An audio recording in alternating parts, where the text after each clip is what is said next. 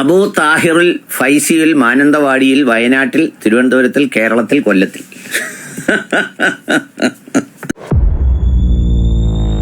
والحق هو الثابت الباقي الذي لا يزول إن الباطل لا بقاء له ولا ثبات. അസ്സലാമു അലൈക്കും വറഹ്മത്തുള്ളാഹി വബറകാതുഹു. സ്നേഹം നിറഞ്ഞ പ്രേക്ഷകർക്ക് ഒരിക്കൽ കൂടി സുന്ന ഡിബേറ്റിലേക്ക് സ്വാഗതം. പ്രിയമുള്ളവരെ, അനിൽ മുഹമ്മദ് ഡയറക്റ്റായിട്ട് എനിക്ക് ഒരു മറുപടി വീഡിയോയുമായിട്ട് വന്നിരിക്കുകയാണ്. വലിയ സന്തോഷമുണ്ട്. കാരണം അദ്ദേഹം ഇക്കാലം അത്രയും സമസ്തയെക്കുറിച്ച് പറഞ്ഞതും സമസ്തയുടെ പണ്ഡിതന്മാരെ കുറിച്ച് പറഞ്ഞതും സമസ്തയുടെ തഹിയ എന്ന് പറയുന്ന സംവിധാനത്തെക്കുറിച്ച് ആക്ഷേപിച്ചതുമൊക്കെ അദ്ദേഹത്തിന് തിരിച്ചടിയായിട്ടുണ്ട് എന്ന് കൃത്യമായിട്ട് അദ്ദേഹത്തിൻ്റെ ആമുഖത്തിൽ നിന്ന് തന്നെ വ്യക്തമാണ്. കാരണം അദ്ദേഹം സമസ്തയെക്കുറിച്ച് വളരെ മാന്യമായി, അദ്ദേഹം പോലും ഇപ്പോൾ സമസ്തയുടെ ഭാഗമായ രീതിയിലാണ് ഇപ്പോൾ അദ്ദേഹത്തിൻ്റെ ആമുഖം അവതരണം വന്നിട്ടുള്ളത്. എന്തായാലും അത് നല്ല ഒരു ലക്ഷണമാണ്. കാരണം ഈ തഹിയയെക്കുറിച്ച് വിമർശിച്ചത് നല്ല ഒരു തിരിച്ചടിയായിട്ടുണ്ട്. അത് കൃത്യമായിട്ട് കരണക്ക് തന്നെ കിട്ടിയപ്പോൾ ബോധം വന്നിരിക്കുകയാണ്. അപ്പോൾ അദ്ദേഹം സമസ്തയെക്കുറിച്ച് പരിചയപ്പെടുന്നത് കേട്ടാൽ നമ്മൾ സമസ്തക്കാർ പോലും അന്തപ്പെടും.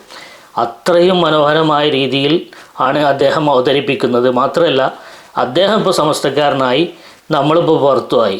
അദ്ദേഹം ആ സമസ്തയെ വിവരിക്കുന്നതൊന്ന് കേട്ട് നോക്കുങ്ങൾ. സമസ്ത എന്ന ഒരു മഹത്തായ ദീനീ പ്രസ്ഥാനത്തിന്റെ 100ാം വാർഷികം ആഘോഷിക്കുന്ന ചടങ്ങാണ്. അതിന്റെ കാലത്തുകൂടിയാണ് കടന്നു പോകുന്നത്. മഹാരഥന്മാരായ ഷംസുൽ ഉലമ, കണ്ണിയത്ത് ഉസ്താദ് തുടങ്ങിയ ഒരു കൂട്ടം പണ്ഡിത വരേണ്യന്മാരുടെ, വളരെ കരുത്തുറ്റ സൂക്ഷ്മതയുള്ള പണ്ഡിതന്മാരുടെ ഒക്കെ ജീവിതത്തിന്റെ സമസ്ത മേഖലകളിലെയും സ്പർശിക്കുന്ന ആത്മീയ നവോത്ഥാനത്തിന്റെയും ശുദ്ധീകരണത്തിന്റെയും ഒക്കെ മഹത്തായ ഒരു പാരമ്പര്യത്തിന്റെ തുടർച്ചയെന്നോണമാണ് ഈ 100ാം വാർഷികത്തിലേക്ക് നമ്മൾ എത്തുന്നത്. ആരെത്തുന്നത്? നമ്മളെത്തുന്നത്. അപ്പോൾ മൂപ്പരിപ്പോൾ സമസ്തയിലായി, ഇപ്പോൾ നമ്മളാണ് പുറത്ത്. അബൂജഹൽ ഇബ്ലീസ് ഒന്നിച്ചപ്പോൾ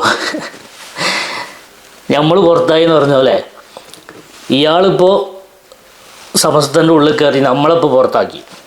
ഇനി എന്നെ വിമർശിക്കുകയാണ് ഇയാൾ. എന്താണ് കാരണം എന്ന് വെച്ചാൽ, അയാളെ വിമർശിച്ച് 2-3 വീഡിയോ ചെയ്തിരുന്നു, ഒരു പോസ്റ്റ് ഇട്ടിരുന്നു. അതൊക്കെയാണ് കാരണം. ഈ മറ്റേ മീരാൻ മൗലവി ഉണ്ടല്ലോ, ഒരു സാധനം, മറ്റേ സമസ്തയുടെ നമ്മുടെ സുന്നി ആദർശങ്ങളെയും ആചാരങ്ങളെയൊക്കെ നിശിതമായി വിമർശിച്ചുകൊണ്ട് വീഡിയോ നിരന്തരമായി ചെയ്തിരുന്ന ഒരു സാധനം. ഇയാൾക്ക് കിട്ടുന്നതൊക്കെ നല്ല പറ്റിയ ഒത്ത സാധനങ്ങളാട്ടോ മറുപടി പറയാനായിട്ട് കൊണ്ടുവന്നിട്ടുള്ളത്. സത്യത്തിൽ ഞാൻ അയാളുടെ വീഡിയോ, ഈ അനിലിൻ്റെ വീഡിയോയിലൂടെയാണ് ഞാനത് കാണുന്നത്, ആദ്യമായിട്ട് കാണുന്നത്. എന്തായാലും ഹുസൈൻ ബദരിക്കുള്ള മറുപടിയായിട്ടാണ് മീരാൻ മൗലവി പറയുന്നത്. അദ്ദേഹത്തിന് വളരെ രോഷം വരുന്നുണ്ട്. കാരണം ഞാൻ ഈ ഹുസൈൻ ബദരിയെ കാക്ക എന്ന് വിളിച്ചതും കെട്ടിയിറക്കിയതാണ് എന്നൊക്കെ വിളിച്ചത് അദ്ദേഹത്തിന് വളരെ ക്ഷുഭിതനാക്കിയിട്ടുണ്ട്. അപ്പോൾ ആ വൈകാരികമായിരിക്കുന്ന നിമിഷങ്ങൾ നമുക്കൊന്ന് കാണാം. നമ്മുടെ ഹുസൈൻ മൗലവി ബിദിരി എന്ന് പറയുന്ന വളരെ കാര്യശേഷിയുള്ള ഒരു പണ്ഡിതൻ, അദ്ദേഹം ഒരു വിഷയത്തിലൊരു അഭിപ്രായം പറഞ്ഞു.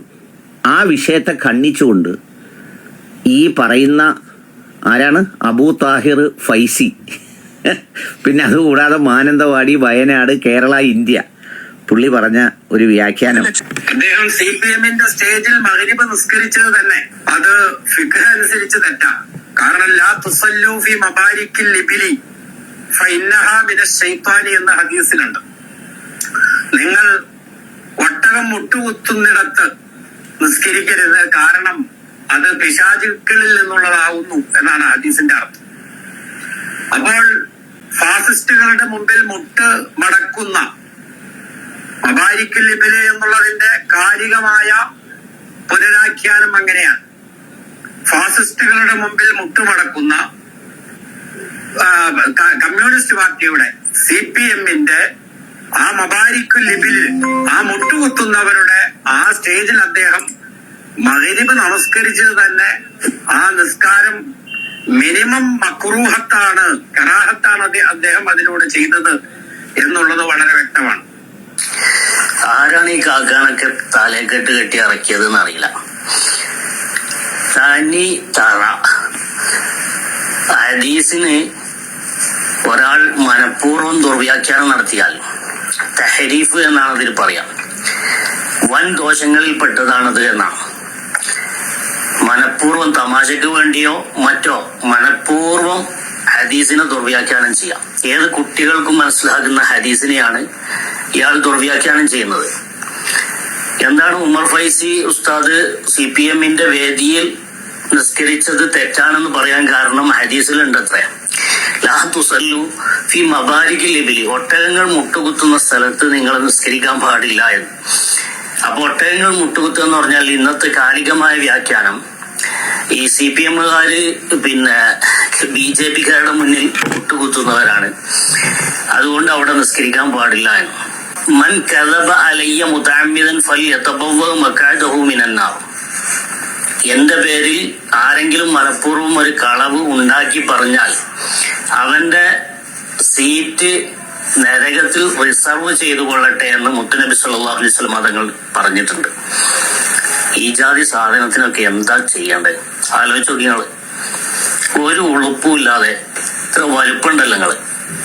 ആ താടി നരച്ചത് വെയിലുകൊണ്ടിട്ടൊന്നുമല്ലല്ലോ, പ്രായമായിട്ടെന്നല്ലേ. ഒരു ഉളുപ്പില്ലാതെ ദുർവ്യാഖ്യാനം നടത്തുക. ആ മുസ്ലിയാര് വയസ്സായ ആളാണ്, താടി നരച്ചിരിക്കുക. പക്ഷെ ഈ ചെറുപ്പക്കാരനായ കറുത്ത താടിയുള്ള മൊയ്ലിയാര്, ആ മൊയ്ലിയാര് മറ്റേ മുസ്ലിയാരോട് ചോദിക്കുകയാണ്, ഈ കാക്ക ഇപ്പൊ എവിടുന്നാ ഈ കാക്കാനെ കെട്ടിയിറക്കിയത്? ഈ കാക്ക എവിടുന്ന് ഇറങ്ങിയതാണ്? ഒന്ന് പറഞ്ഞ് രണ്ടാമത്തെ ഭാഷയിൽ പണ്ഡിതന്മാരാകുന്ന ആലിമീങ്ങളുടെ മുഖത്ത് നോക്കിയിട്ട് ഇവരൊക്കെ പറയുന്ന ഭാഷ ഇങ്ങനെയാ. ഇവനെങ്ങനെ എവിടുന്ന് കെട്ടിയിറക്കി? ഈ കാക്ക എന്താ ഈ കാക്കാന്ന് വിളിക്കാനുള്ള വികാരം? ഇത് വളരെ പ്രായമുള്ള, ഒരുപാട് കാലം മതപ്രഭാഷണ പരമ്പരകളൊക്കെ നടത്തിയ, സമസ്തയുടെ ആദർശങ്ങളിലൊക്കെ ഞാൻ നേരത്തെ പറഞ്ഞ കണ്ണിയത്ത് ഉസ്താദ് അതുപോലെയുള്ള ആ പണ്ഡിത ശൃംഖലയെ ഒക്കെ ബഹുമാനിക്കുകയും ആദരിക്കുകയും ചെയ്യുന്ന രണ്ടാർക്കര മീരാൻ മൗലവി എന്ന് പറയുന്ന മൗലവിയാണ്. അദ്ദേഹമാണ് ഇസ്തിഖാമ ആദർശ ചർച്ചകൾക്ക് നേതൃത്വം നൽകുന്ന. യഥാർത്ഥത്തിൽ പുള്ളിയുടെ ആ പ്രഭാഷണം കേട്ടപ്പോൾ എന്താ തോന്നിയത്? സത്യത്തിൽ എന്താ ആദർശമാണ്? ഇതിനേക്കാളൊക്കെ എത്ര മാന്യമായിട്ടാണ് ഈ നിരീശ്വരവാദികൾ വേറൊരാളുകളെ അഡ്രസ്സ് ചെയ്യുന്നത്.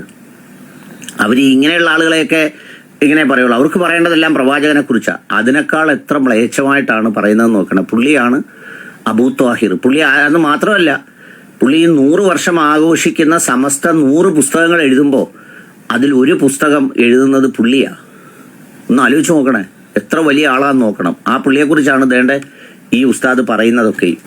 ഉദാഹരണം പറഞ്ഞത് കരുതി കൂട്ടി കളവ് കൊടുക്കുന്ന മറ്റേ ഈ ചെറുക്കൻ പറഞ്ഞ ഈ താടി ഈറാച്ച് കറുത്ത താടി വച്ച് കറുപ്പിച്ചതാണോ അല്ലെന്ന് അറിയില്ല.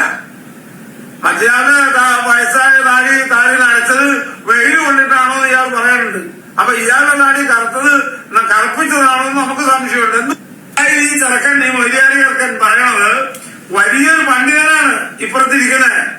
ഒരു ഹുസൈൻ ബദരി എന്ന് പറയുന്ന ഒന്നാമത് ഒരു കോളേജിൽ നിന്ന് ഡിഗ്രി എടുത്ത് പാസ്സായ ഒരു പണ്ഡിതനാണ് മൊയ്ലിയാരിയെ ചെറുക്കാൻ ഞങ്ങൾ പറയണത്. ഈ മൊയ്ലിയാരി ചെറുക്കനോട് ഞങ്ങൾക്ക് പറയാനുള്ളതാ, മൊയ്ലിയാരി ചെറുക്കനല്ലാതെ. ഇയാളുടെ ഭാഷ കണ്ടോ? ഈ മീര മൗലവി ചെറുക്കൻ, മൗലിയാർ ചെറുക്കൻ. ഇങ്ങോട്ട് ഈ ഹുസൈൻ ബദരി വലിയൊരു കോളേജിൽ നിന്ന് ബിരുദം എടുത്ത ആളാണത്രേ. അതാണിപ്പോൾ മൂപ്പരെ ക്വാളിഫിക്കേഷൻ. അങ്ങനെയാണെങ്കിൽ നമ്മൾ ഒരു കോളേജിൽ നിന്നല്ല, നിരവധി കോളേജിൽ നിന്ന് ബിരുദെടുത്ത ആളുകളാണ് ഞങ്ങളൊക്കെ. മനസ്സിലായോ? ഞങ്ങൾക്ക് മൗലിയാർ ചെറുക്കൻ അങ്ങനെയൊക്കെ വിളിക്കാമെങ്കിൽ ഞങ്ങൾക്ക് കാക്കാന്ന് വിളിക്കാം. കാക്ക നല്ലൊരു പേരാണ്. ഈ കാക്കാനോടും പറയാനുള്ളത് ഞങ്ങൾക്ക് അതാണ്. സുന്നികൾക്ക് ഈ മീരാൻ കാക്കാനെ അറിയാം, മറ്റേ ബദരിനെ അറിയാം, അനിലിനെ അതിനെക്കാട്ടി നന്നായിട്ട് സുന്നി സമൂഹത്തിന് കൃത്യമായിട്ട് അറിയാം.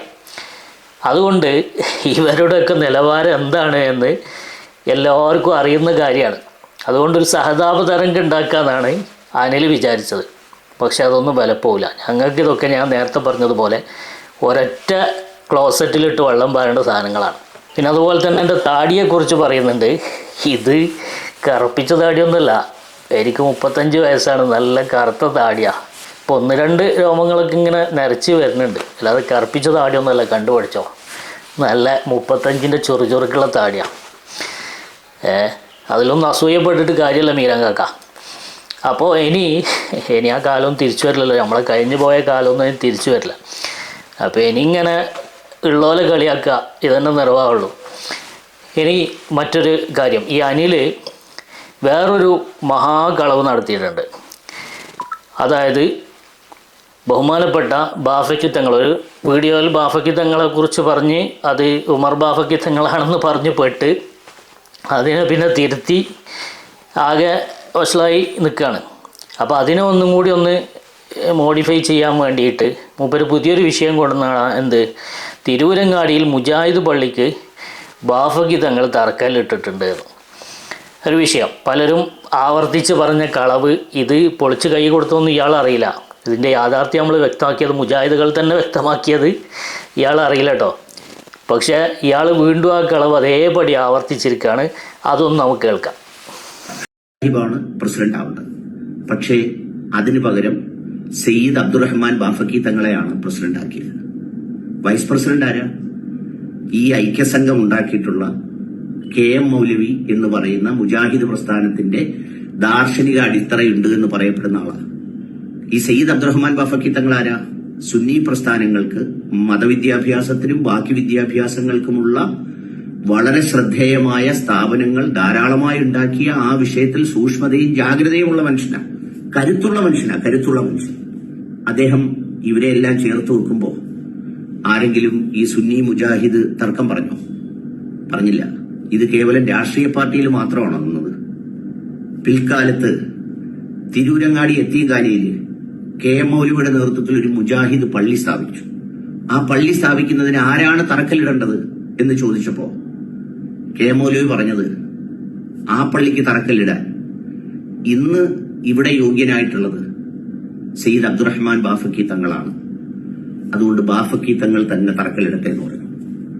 അത് മുജാഹിദിന്റെ ഷിർക്കിന്റെ പള്ളിയാണ്, അതുകൊണ്ട് ഞാൻ തറക്കല്ലിടില്ല എന്ന് പറഞ്ഞ് സയ്യിദ് അബ്ദുറഹ്മാൻ ബാഫക്കി തങ്ങൾ മാറിയോ?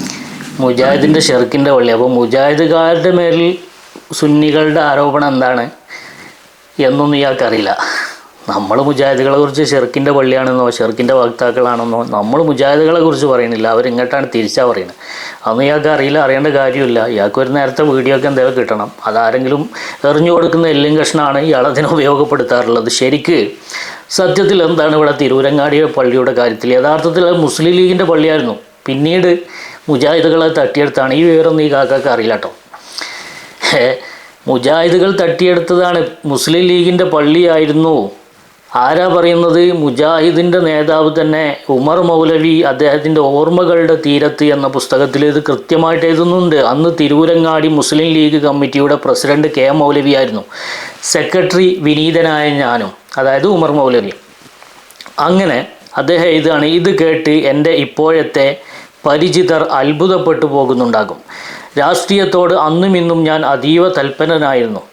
ഈ സ്ഥാനത്തിന് ഞാൻ ഒട്ടും യോഗ്യനല്ലായിരുന്നു. പക്ഷേ ഞാൻ അളവറ്റ് ബഹുമാനിക്കുകയും സ്നേഹിക്കുകയും ചെയ്യുന്ന എൻ്റെ ഗുരു എന്നോട് പറഞ്ഞു, നീ ഈ സ്ഥാനം ഏൽക്കണം. ഞാൻ അതനുസരിച്ചു, അത്ര തന്നെ. തെറ്റല്ലാത്ത ഒരു കാര്യം എനിക്കെത്ര വിരസമായാലും മൗലവി പറഞ്ഞാൽ പിന്നെ ഞാൻ അത് അനുസരിക്കലാണ് പതിവ്. തെറ്റായി വല്ലതും അദ്ദേഹം പറയുകയോ കൽപ്പിക്കുകയോ ചെയ്തതായി ഞാൻ ഓർക്കുന്നതേ ഇല്ല. മൗലവി സാഹിബ് എന്നോട് കൽപ്പിച്ചു, പൊന്നാനി മഅൂനത്തുൽ ഇസ്ലാം സഭയിലേക്കും കോഴിക്കോട് JDT ഇസ്ലാം യത്തീംഖാനയിലേക്കും മേൽ പറഞ്ഞ വിവരങ്ങൾ കാണിച്ച് ലീഗ് കമ്മിറ്റി സെക്രട്ടറി എന്ന നിലക്ക് നീ കത്തയക്കണം. അവർക്ക് എന്തെങ്കിലും ചെയ്യാൻ കഴിയുമോ എന്ന് ആരായണം. അങ്ങനെ കത്തെഴുതി. എന്തിനാ കത്തെഴുതുന്നത്? തിരൂരങ്ങാടിയിൽ ഒരു പള്ളി സ്ഥാപിക്കാൻ വേണ്ടിയിട്ട് JDTയിലേക്കും മഅൂനത്തിലേക്കും കത്തെഴുതണം. ആരാ കത്തെഴുതുന്നത്?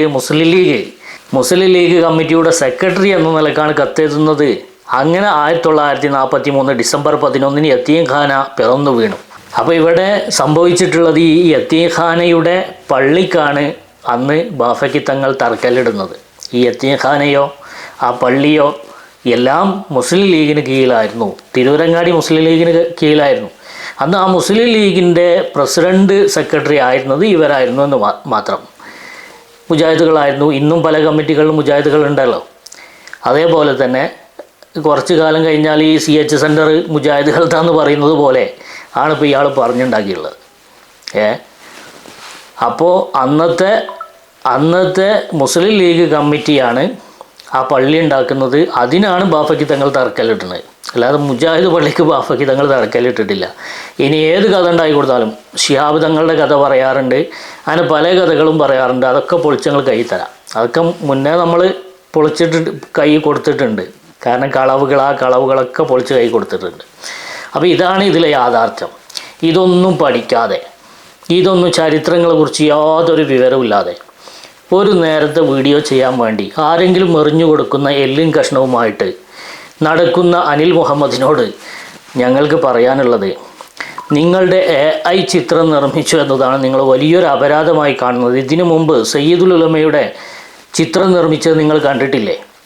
നിരന്തരമായി സോഷ്യൽ മീഡിയയിലൂടെ ഹമീദ് ഫൈസിയുടെ ചിത്രങ്ങളും കാർട്ടൂണുകളും നിർമ്മിച്ച് പരിഹസിക്കുന്നത് നിങ്ങൾ കണ്ടിട്ടില്ലേ? ഉമർ ഫൈസിയുടെ ചിത്രങ്ങൾ നിർമ്മിച്ച് പരിഹസിക്കുന്നത് നിങ്ങൾ കണ്ടിട്ടില്ലേ? മാന്തളിനെ പോലെ ഒരു വശത്ത് മാത്രം കണ്ണുണ്ടായാൽ മതിയോ? നിങ്ങളുടെ നേർക്ക് വരുമ്പോൾ അത് മാത്രം കാണുക, അത് സമൂഹത്തിൽ കാണിക്കുക, അതുകൊണ്ട് സിമ്പതി ഉണ്ടാക്കാൻ ശ്രമിക്കുക. ഇതൊക്കെ ശരിയാണോ? ഇതൊന്നും നല്ല തുടങ്ങിയതാണോ? എൻ്റെ പേരിൽ വ്യാജ ID ഉണ്ടാക്കിയിട്ട് എന്തെല്ലാം അശ്ലീലങ്ങളാണ് പ്രചരിപ്പിച്ചത്. അതൊന്നും അനിൽ മുഹമ്മദേ നീ കണ്ടിട്ടില്ലേ? അപ്പോൾ ഇങ്ങനെയൊക്കെ 100 എണ്ണം ചെയ്യുമ്പോൾ ഒന്ന് അങ്ങോട്ട് തരണ്ടേ? അത് ഞങ്ങളെ ബാധ്യതയല്ലേ? അത് കിട്ടും, ഉറപ്പാണ്. ഇൻഷാ അല്ലാഹ് വീണ്ടും കാണാം. അസ്സലാമു അലൈക്കും.